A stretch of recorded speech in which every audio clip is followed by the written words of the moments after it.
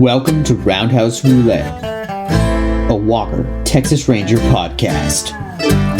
Each week we recap and review one of the 200 existing Walker, Texas Ranger episodes, randomly selected by Roundhouse Roulette.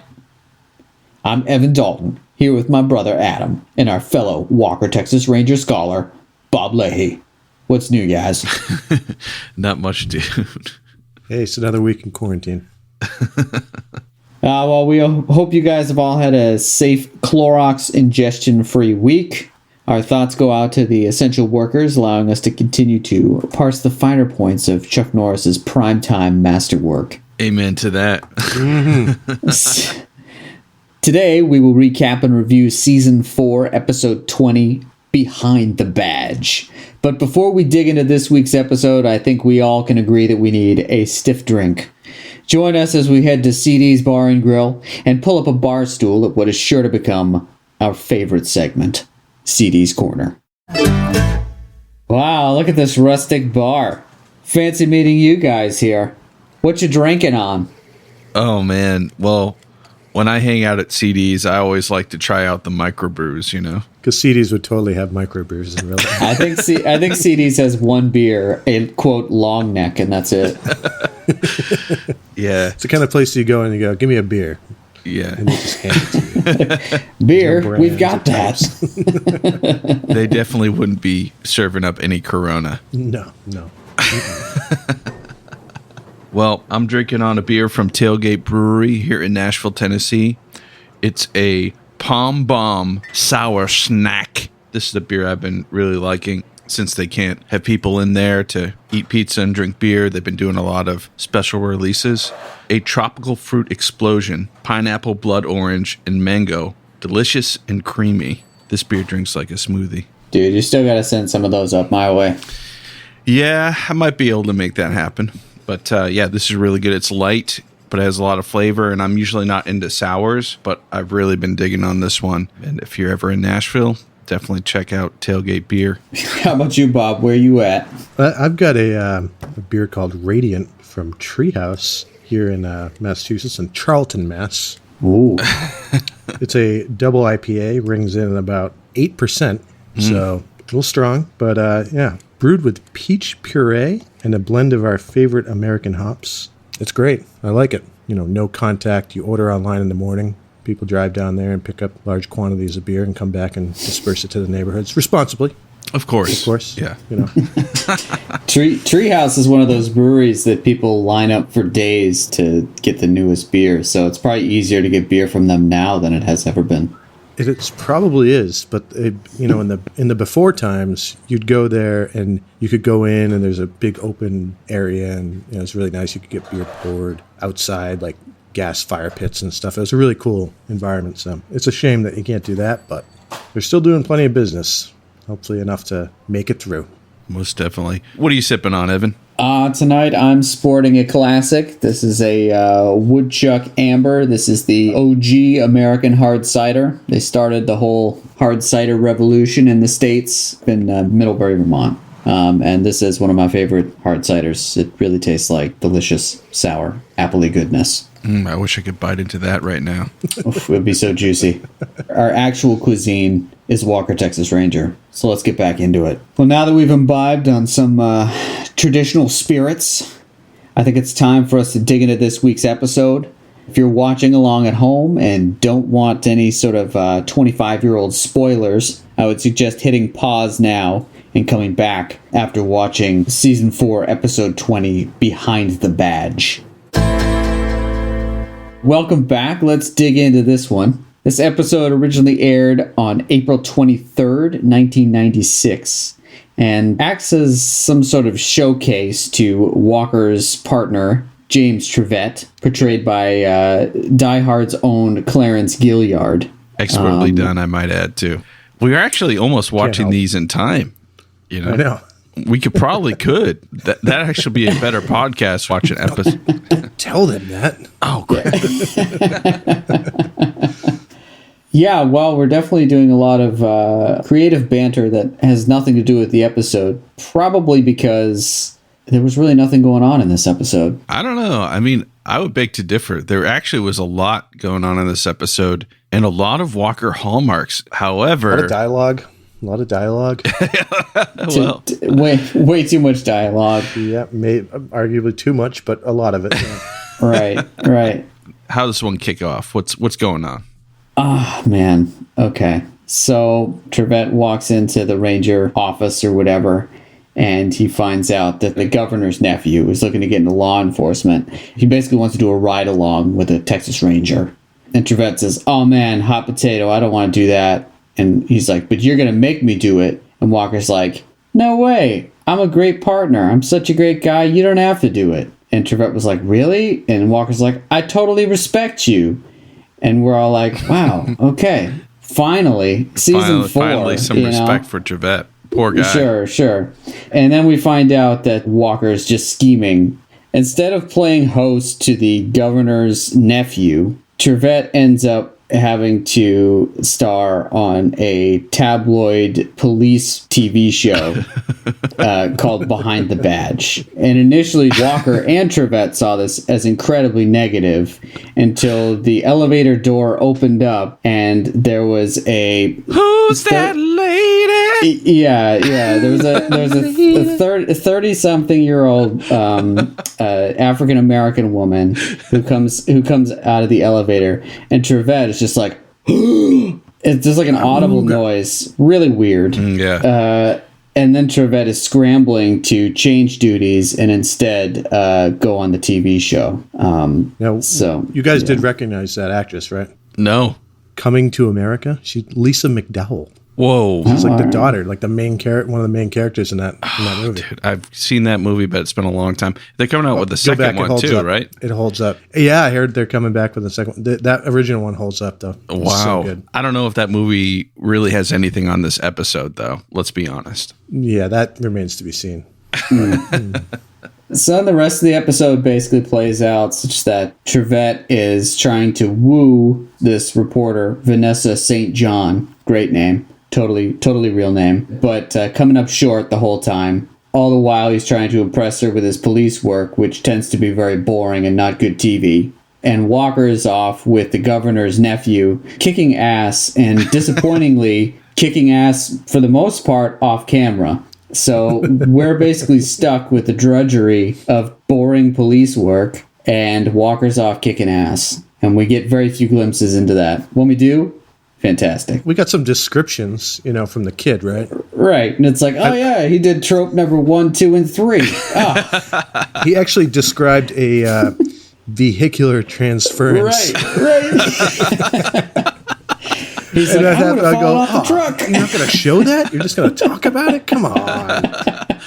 Yeah, I don't know. I was really looking forward to spending some time with Trivette in this episode. Unfortunately, it was mostly him just hitting on this poor chick. At the same time, I didn't really feel that she was very honest either, because she was just there for the story and to better her own career. Basically, made me feel bad about both characters. Sure, you've clearly thought about this way more than I have. I come in here, I'm looking for action. And if you're not going to give me action, you got to give me something that's at least compelling. And this was not that. Taking Trivette to Boner Town wasn't compelling for you? Hell no. Yeah, I guess it wasn't for the writers either, unfortunately. Yeah, and like if you want to get into like a politically correct kind of analysis of this whole thing, it's just, yeah. It's like, oh, well, Trivette, he'll see, there's another black woman here. He must be in love with her. So it's like Trivette, basically, he's not even really asking for advice. He's more just saying, I just really want to date her. I just want to date this person. He gets some advice, but it's mostly just people giving him a hard time. Yeah, so pretty much every one of the main characters just throws him under the bus, like he's trying to impress this chick. It's obvious to anybody because he's so over trying to impress the TV reporter, Vanessa St. John, that you would just stay out of his way. But instead, they start telling stories about how awesome Walker is. And Walker's like, oh, no, that actually wasn't me.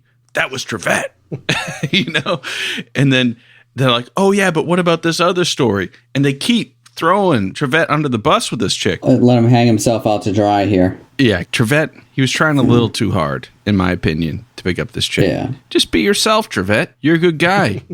If anybody in the show had told him that, he might have had a chance with this chick, but instead, he's just trying really hard to impress her. Nothing's working out for him. And Walker's kicking all the ass that should have been on TV and in this episode. As a Walker, Texas Ranger scholar, I think perhaps the most interesting insight we get out of this episode is when Trivette asks Alex Cahill what she's looking for in a man. And her number one thing she's looking for, confidence.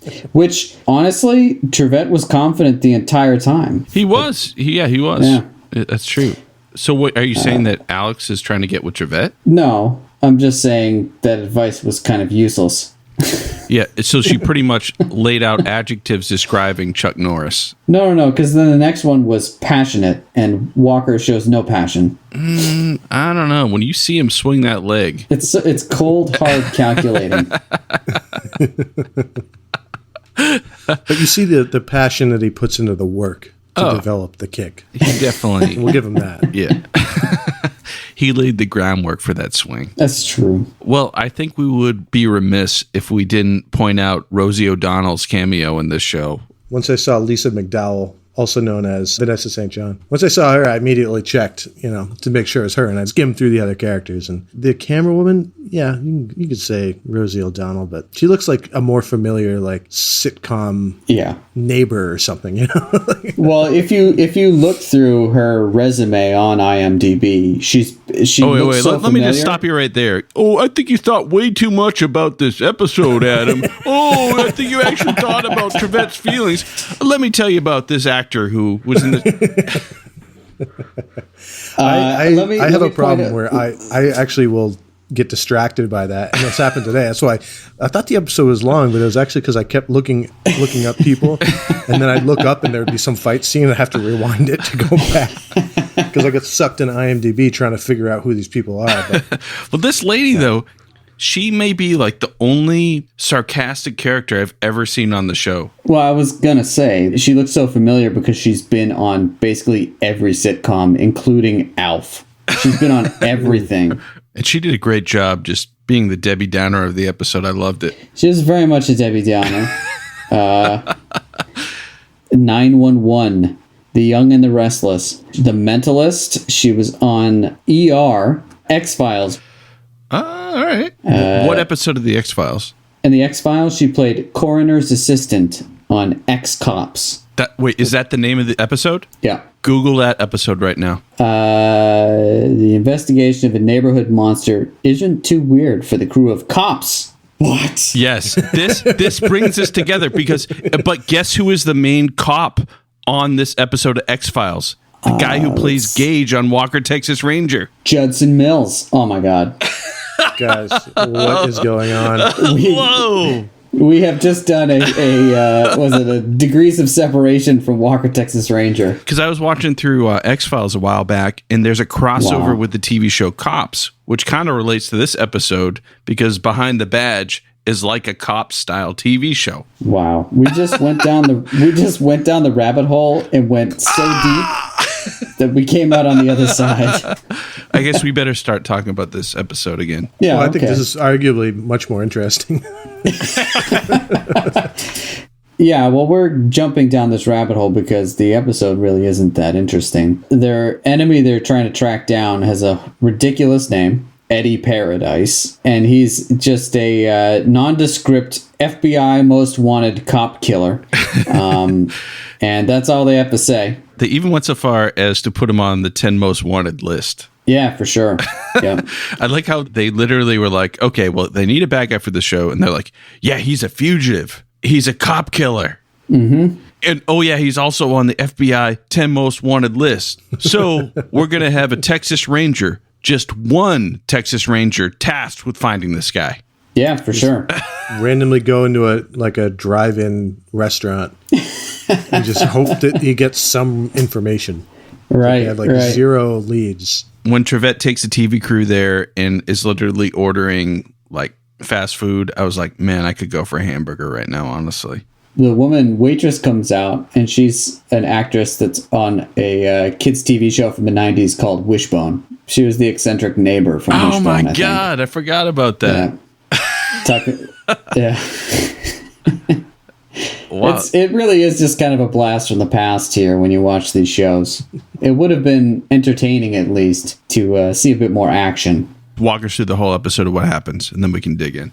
Walker and Trivette actually split up, and one of them is tasked with having the governor's nephew trail him throughout the week or so. And Trivette, unfortunately, initially he thinks, has to pal around with some, quote, journalists, end quote, with a TV show called Behind the Badge, which is a cops-esque TV show. Much to his delight, the lead journalist reporter named Vanessa St. John is a smoke show, and he spends the rest of the episode trying to woo her while showing her how unexciting most police work is. Meanwhile, Walker's out there kicking butt, taking names, and all the while just seeming very impressive and making Trivette seem less impressive throughout the episode. So the TV crew is starting to get some serious FOMO as far as they feel like they drew the short straw, and they're not where all the action is with Walker, and instead they're stuck with Trivette.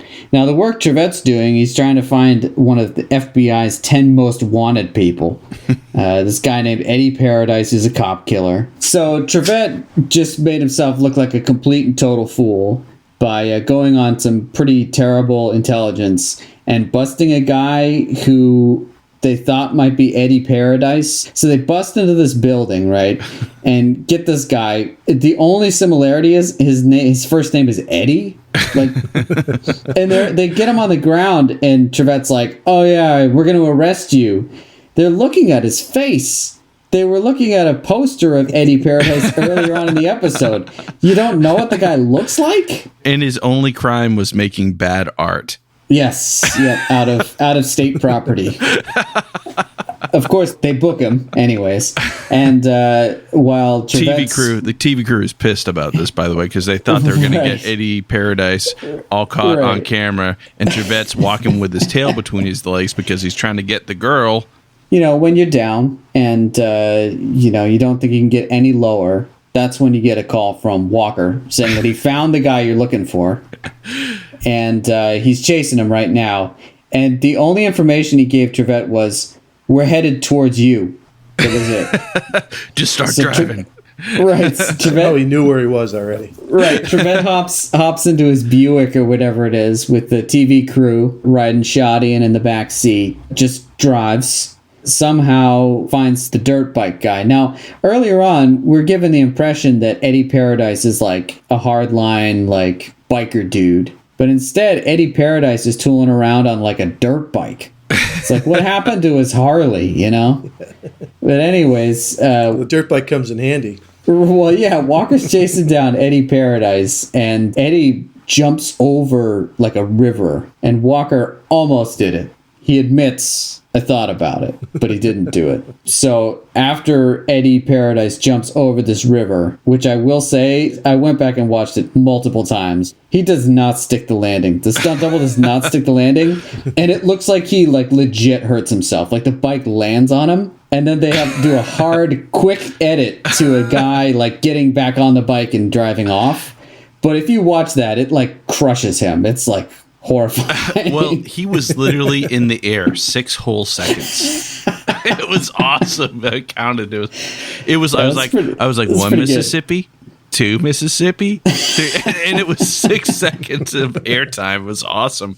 So anyways, a new stunt double or a new stunt driver gets on the bike and keeps riding, and that's when Trivette picks him up, and he starts shooting at Trivette. And I think he was shooting at Walker before that, too. But somehow he decides that a dirt bike isn't fast enough to escape a Buick sedan. So he... Yeah, why was Trivette... He didn't even have a badass truck. He had like a really shitty sedan, and he was chasing down these guys. I'm just going to assume it was because he was undercover trying to fit in and get Eddie Paradise. So he's chasing Eddie Paradise on the dirt bike. And then Eddie, for some reason, thinks that he can't possibly outmaneuver a Buick. So he pulls over, smacks a guy with his helmet, and jumps on that guy's speedboat, holding the guy's wife hostage on the speedboat. And he pulls off into the reservoir, and Trivette and the TV crew inexplicably follow him. Yeah, and might I add that Nikki was filming this whole thing the whole time. She did an excellent job of just keeping the tape rolling. I know. That's pretty impressive. Including when they pull off the dock and Trivette slams the boat into the side of the dock as they pull off. I might add, the whole episode, she was antagonizing Trivette as he was flirting with her coworker. Trivette is just getting made fun of by everybody, and Nikki is like, you're never going to get with my girl, Vanessa St. John. I'm just going to make fun of you the whole episode. So when finally they get into that speedboat and Trivette gets at the wheel and they all jump in, he slams the speedboat into the dock right where Nikki's sitting. It's true. It was like, bam! I was like, oh, he's giving her... He's like... I thought he was trying to maybe subtly say, Nikki, come on. Yeah. And after a really long, belabored boat chase where Eddie Paradise is shooting his gun willy-nilly back at them, somehow Trivette overtakes them, jumps onto the other boat, punches Eddie Paradise once, and then it's over. So Trivette goes speedboat to speedboat. He gets up alongside Eddie Paradise's speedboat and jumps in. Yeah. Probably the high point of the episode. Yeah. Coincidentally, it was also the end of the episode, but but Trivette did his own vehicular transference. Mm-hmm. So does that count for 2 in the episode since it was mentioned? Oh, definitely not. Yeah, no, the first one doesn't count. It was not on screen? Yeah. And does it count if Trivette does it? I think so. I think it would. I think it would count even if a bad guy did it. They still had to get the stunt double and all that stuff. Okay, because this is going to really come into play when Gage and Sydney fight in the last few episodes and stuff. Those guys don't count. Like, anything they do is like... Trivette definitely. I mean, he definitely should. So in the end, Trivette is awarded a Texas Ranger award of sorts for taking down the bad guy. And, Vanessa St. John is like, oh, that's so great. This show's going to go over so well that they're giving me a promotion and I have another story, so bye. And then she gives him a real wet kiss on the mouth and walks away. And Trivette's just like, what happened? And Walker walks up to him. You hear his boots clomping up as he walks up. And he delivers his very quick moment of zen to Trivette with a quote. It's better to have tried and failed than to not try at all. I jotted down the name of the award that Trivette gets, the Frank A. Hammer Award. And looking this guy up, he was an American law enforcement officer and Texas Ranger who led the 1934 posse that tracked down and killed criminals Bonnie and Clyde. Wow. He also led the fight in Texas against the Ku Klux Klan. That sounds like a real Ranger. Yeah. Pretty important stuff. I couldn't find anything about the award. Maybe they got to be in the Rangers to really know about it. They don't tell civilians about these kind of things. Yeah, come on now. It kind of ends where Walker gives that old Ranger saying, and Trivette's like, seriously, there's no consolation in not getting the girl whatsoever. And then it ends the episode right there. So that was kind of like the comic ending that Trivette didn't get the girl, which I feel bad for Trivette, but he really should have loosened up a little bit. That's true. He just had to be himself. Maybe the next episode, they give Trivette to strut his stuff. He'll do a little bit better. But I think that they could have really given Trivette a whole episode to showcase himself. And they could have made him kick ass the whole episode. And Walker could have just cashed his check, But instead, they kind of were like, we're going to have Trivette usurped by Walker because Walker's perfect and the most badass in every way. And we can't have Trivette, a supporting character, be shown as too badass. It's very true. Very true. Which is unfortunate. And I think in the first season or two, they deal with some pretty heady stuff with Trivette. And I think Trivette does get his own episode and he does legit kick butt. But I think at this point, by season 4, he's just kind of become the butt of the joke. The only real action-packed parts of the episode were when it clipped to Walker with this governor's nephew. So we see Walker take out a bunch of guys in a warehouse. There's one fight scene, and that's it. It's a roundhouse kick. Yeah. It was pretty funny because it was one scene, the sound effect count, and that must have been insane. Because literally there was less than maybe a minute of fighting in this episode, but there were kicks and punches flying everywhere. It was awesome. Yeah, it was pretty good. Broken tables. Yeah, he kicks a guy into a table with cocaine all over it. It's awesome. And then the mayor's son's like, Walker, look at all this cash. As if he's never seen that amount of money because there was so much money there. And Walker's just like unimpressed, puts his hat back on and says, yeah, that's drug money. You should say, don't touch it, you idiot. Yeah. All right. So I had a bunch of random things in this episode that I think we should dig into. At the beginning, when Walker and Trivette are fighting over who's going to babysit the senator's son, and Trivette and Walker and Alex are all bickering over this, and Alex is like, oh, I don't want to be in the middle of this. Trivette goes, Walker, if you don't babysit the senator's son, I'm going to deep six your stock portfolio. Oh, yeah. It gets pretty dark. I'm going to flush your retirement money? Like, what the fuck? I know. So in the other episode, that goes with continuity because a few seasons ago, it sounded like Trivette was doing investments for Walker too. Yep. But again, it doesn't say if it has anything to do with the Texas Rangers or not. So we're left to wonder, does Walker let Trivette do anything with his money? My guess would be that Walker doesn't have much financial planning in his life. So he probably just like has a bunch of gold buried in his yard. Yeah. And he takes some of it and gives it to Trivette and he invests it in the stock market. Yeah, Walker's like Ron Swanson. He totally just has like millions of dollars buried underground somewhere. And he's like, oh, yeah, you can just manage this small portion of my fortune. Yeah, I was like... It's bright casino money. Also, at the beginning there, I was going back and forth on whether it was an authentic Canadian tuxedo. He had a light leather...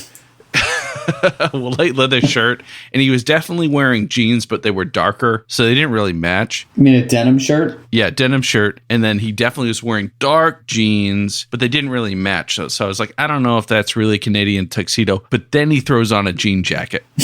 Yeah, so well, that's tough. I mean, ideally everything's the same color, yeah, right? Yeah. But I think if it's all denim, once you hit the three-piece, I'm going to say Canadian tuxedo. I think it's pretty fascinating that initially when they're arguing over who's going to deal with the TV crew, Trivette forces Walker to flip a coin. And perhaps in the only time in the whole series, Walker loses at something. yeah, He loses a coin flip. And he's livid. Then Lisa McDowell shows up. Yeah, smoke show. Also, there was, at the very beginning of the episode, it was Walker and Alex standing at the desk. And Walker says like one line, and he's about to set up the next scene. But then he goes, well, you say it to Alex. And then Alex literally kind of fills in the next line that Chuck Norris was supposed to say because he didn't want to act it. Yeah, I mean, there are some other kind of interesting parts, like when they start the car chase and they talk about a strategy for how to cut this guy off, and they say they're going to do the squeeze play. I was looking forward to seeing how the squeeze play worked out, but yeah, but then he gets stuck behind the ravine or whatever. And, right, then the dude unless jumps that's over part of lake. the squeeze play. Yeah, so Walker and Trivette have a secret move called the squeeze play. Yeah. I mean, and you're telling me this episode sucks? Yep. Yeah. Yep. Yeah. Seriously, though, you guys have to go back and watch the guy not stick the bike landing and tell me that guy's not, like, paralyzed for life. It's, like, real bad. So one scene that, I mean, I don't know why you gloss this over, but Alex actually gets Trivette a date with Vanessa St. John, the TV reporter in this episode that Trivette has been crushing on the whole time. And it seems to be going well when one of his ex-girlfriends comes up to the table. Cheryl. And she... A former Cowboys cheerleader. Yeah. Trivette used to play for the Dallas Cowboys, and his ex-girlfriend, who used to be a cheerleader, comes up and totally destroys any game that was left over he had with Vanessa St. John. She goes, Trivette was a great receiver. Yeah, she's like, he never had any problem receiving what I was given. Like I was like, whoa. Damn. Holy. And then Trev was like, oh no, the players couldn't do anything with the cheerleaders. I thought that was pretty savage. And Trivette, I forget if it was during this scene, but he also said, yeah, I had a nickname when I was with the Texas Rangers. It was Go Long Trivette. Yeah.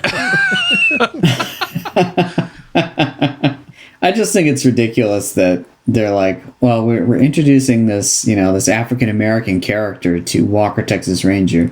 We need to make him as, like, unthreatening as possible. So, oh yeah, he's a former player on America's football team. Like, come on now. You don't have to do that. It doesn't have to be his backstory. And Trivette is like talking to CD after CD pretty much ruined his chances earlier with Vanessa St. John when they all had dinner, and CD was entertaining everybody with his folksy Texas Ranger stories and just wouldn't stop. And Trivette's like, come on, man. You know I was trying to impress her. Why'd you have to tell all your folksy stories? And he says, it's awfully hard for me not to be charming. I thought that was probably the best line of the whole episode. And he says it with all honesty, too. He's just like totally earnest. Another recurring thing that happens in the show that Trivette says in other episodes is, my badge is my mistress. Yeah, I'm wondering if this is the first one that they use that. Because remember, like, I think it's the season 5 one when he's talking to his cousin. Yeah. And his cousin's like, you dating anyone? And he's like, oh, no, I'm... Yeah, I like to get it on with my badge. Just not the sharp side, you know what I'm saying? He also was rocking a epic turtleneck in this episode. He looked like a beat poet in some scenes. Oh, yeah. He sometimes wears that. It's like a turtleneck sweater. Yeah. I mean, really tight. You got Walker's badass Canadian tuxedo, and then you've got like a member of Simon and Garfunkel, who is just... It does not seem very Texas. No, not at all. Unless there's a Texas turtleneck. Texas turtleneck would be a turtleneck with no sleeves. Ooh. Made out of denim? Oh, yeah. To kind of wrap this up, this episode, it didn't have a lot of Walker in it, but what Walker was in there was still pretty Walker Texas Ranger. There were 3 chases to my estimation. At the beginning of the episode, there was a car chase that had Walker's Dodge truck chasing down a Trans Am that was pretty awesome. Yeah, man. That red Firebird, classic. Yeah, it was like I was waiting for like Dwight Schrute to pop out, but it didn't happen. So. And he reads the license plate from like a quarter of a mile away, and the kid riding along with him's like, how'd you do that? And he's like, practice. Yeah. It's like, no, you have superpowers. There's also a moment in that chase, I think it was that chase, where he tells the younger kid to tighten his seatbelt. Yeah. It's like he's already got it on, but you better tighten it because this is going to get pretty wild. Yeah, it's pretty good. That's a special feature in his truck. Yeah. So Chase 2, though, is literally a helicopter in a Mack truck. It's true. Oh, right. Yeah. How can you forget about that? Yeah. And then Walker does... It only lasted 30 seconds. Walker does a super shot and shoots out the tire. No. That's not the same. Yeah. Okay. No, it's not a handgun. Walker is hanging out of a helicopter, shoots a shotgun at a moving Mack truck, and pops the tire to end the chase. That's pretty badass, right? Yeah, but I think for a super shot, doesn't something have to explode? Yeah, no. Like if he had his revolver and he just pointed it at like the hood of the truck. All right, it didn't explode. And the truck just yeah. But it was still a good shot. It would have been way better. Still a good shot. In season 6, great shot. In season 6, if that scene were shot, he would do that with a handgun. And that would be a super shot. So they've already got 2 ridiculous chases and an extreme use of a shotgun that he was easily took out a Mack truck. And then the last chase is a truck to motorcycle chase. Actually could be considered multiple chases because you have Walker in his truck chasing Eddie Paradise on his speed bike. And then Trivette picks up the chase halfway through in a busted-ass car and chases the speed bike to the docks, and then they move from speedboat to speedboat. So how many chases is that whole segment? Yeah, one chase, several vehicles. And I will say that they really went over the top with air in this episode. Every chase had them like vaulting over objects and showing the undercarriage of the vehicles. Oh my God. Yeah, that was pretty awesome. I wonder how many times they do the jump over the train tracks. You know, like that seems like a pretty regular thing in the show. Yeah, we need to start tracking that. Yeah. I mean, they packed them with the chases. At the same time, some of these chases, you could tell they were padding the episode time. Definitely in the speedboat, they kept the thing going on through the town and everything. Yeah. They're going through downtown and those little canals. It's just like, what the hell? And all the while, Eddie Paradise is firing single shots off at the other speedboat behind him with Trivette, never hitting anything. And you're like, how long can Trivette hold out against this guy shooting bullets at him? It was like almost 5 to 10 minutes. And how many rounds does that guy have, right? Yeah, I made a point to go through and count how many shots, and it was actually 7 as part of that. And I think he shoots one more shot at Walker's truck once. So that would be 8, which I think is sort of standard for that gun he had. And then they made a point to play the sound of the gun being out of ammo. You guys notice that? Wow. They actually thought people would be counting. Well, I guess Walker, Texas Rangers audience probably are carrying. Yeah, they watch a show with a loaded gun. They're like, all right, 1. Right. They're firing along in solidarity. Like, wow. I mean, that was pretty unrealistic. I mean, I understand taking out a Mack truck with a shotgun from a helicopter, but, I've done that before. Well, one more bullet in that gun. I don't know. But no, I think it's interesting that they made it a point to play that sound before Trivette attempted the vehicular transfer. To make it sure that, like, okay, well, yeah, this guy's not just going to turn around and shoot him when he's walking from one boat to the other. And Trivette probably heard it too, so he knew he was out. He definitely heard it over the motorboats. All right, it's time for some VT. Yeah, I don't know. It just left me wanting a lot more from what the heck was going on with Walker. I think it's time for us to get into the rating portion of the show. Evan, where's this show leave you? Man, this show left me pretty disappointed. We go through these episodes and try to figure out who the villain is. I guess technically the villain from this episode was a cop killer, FBI most wanted guy. But was he really the villain? Or was the villain not getting to see Walker, Texas Ranger do what he does best? Mm-hmm. Mm-hmm. You know, and the reason we have this podcast is to tell people what Walker, Texas Ranger does. It is not to tell people what we've heard Walker, Texas Ranger did. Yeah, preach. Preach. And nothing disappoints me more than hearing a really awesome story about what Walker did without actually seeing it. So even though we got small glimpses and, like, you know, that fight was like a small consolation as to, like, what actually happened on Walker's side of things. And then we got some really awful, like, pickup lines and attempts to woo, and it was really terrible. So I don't know. That final chase also, like, it started out really awesome, and then it was just like 4 minutes on a speedboat. It was awful. So I don't know. I think I'm going to give this one a 2. Ooh. Wow. Oh, yeah. Dude. I was pretty disappointed. Wow. I don't know, man. Okay, well, I know it's low, but it could have been so much more. I'm going to make the argument here that Walker was the actual villain of this episode. Oh, that's deep. Because every time Trivette was trying to get the bad guy, Walker would intercede. And I kept waiting to see Eddie Paradise because they set him up at the beginning of the episode. But he's thrown in the last 10 minutes of the episode as an afterthought. Did he even have a line? No. Did he say any words? No. Did he even say, like, get out or something to the guy? No, he just walks up and hits him with a helmet. No, yeah, he I might have think said he did. something. He said, I need something from you, and then he smacks him with a helmet. But that was probably voiced over.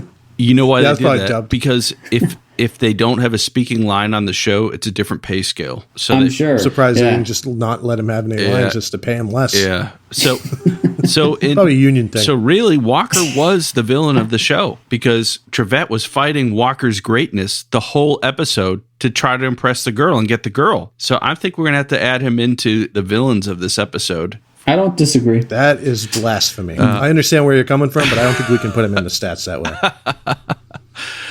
You know, you can present it that way to make a point, but there's no way he's literally the villain. That's just...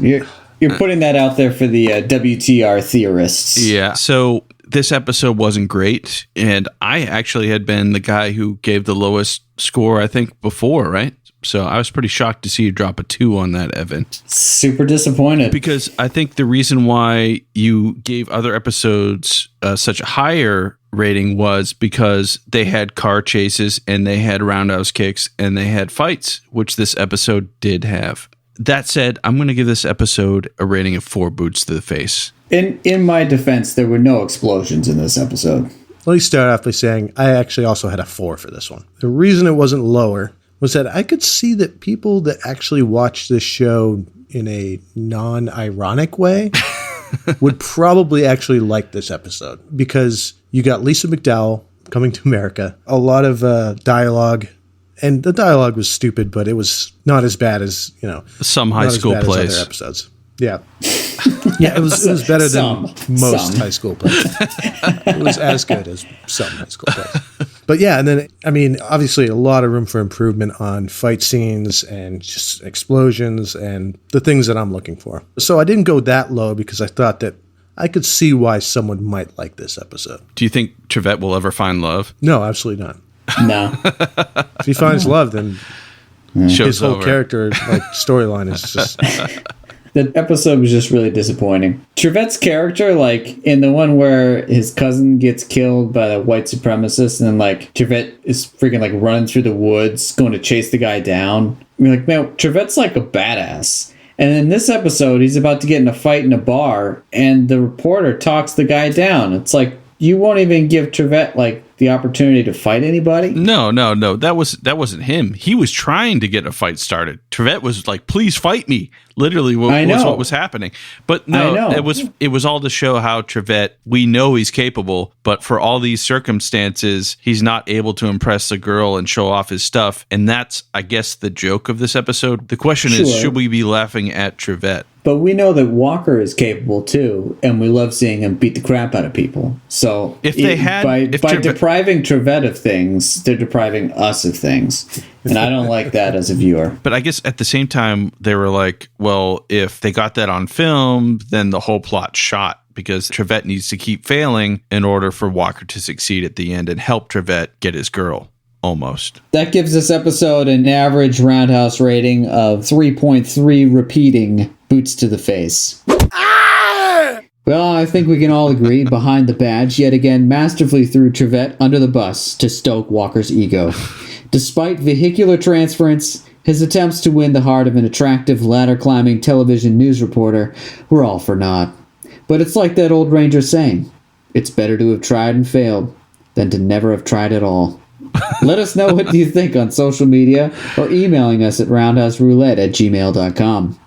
When we come back, we'll spin the Roundhouse Roulette to select next week's episode. And we're back. Bob, you ready to spin that wheel? Oh, wow, look at that thing go. Man, it might get all the way around. Oh, my God. Oh, yeah. Season 2, baby. It's an oldie but a goodie. End run. While Walker and his partner transport a fugitive who is about to testify in an out-of-state murder trial, Trivette struggles with his feelings for the dangerous woman. Oh no. Man. I see. We might be in for some more Trivette love in this episode. Season 2, episode 5. This is a recurring theme here. I feel like when I hear any of these descriptions, I immediately think, oh yeah, I've seen that. Yeah. And then I watch it and I'm like, no, this isn't what I was thinking. All right, well, we hope you'll join us next week when we share our reactions to Season 2, Episode 5, End Run. Share your opinions with us on Facebook and Instagram at Roundhouse Roulette and Twitter at RoundhousePod. And feel free to rate and review us on iTunes or wherever you get your fine podcasts. And until next week, may the eyes of the Ranger be upon you. When you're in Texas, look behind you. Oh, 'cause that's where the Ranger's gonna be.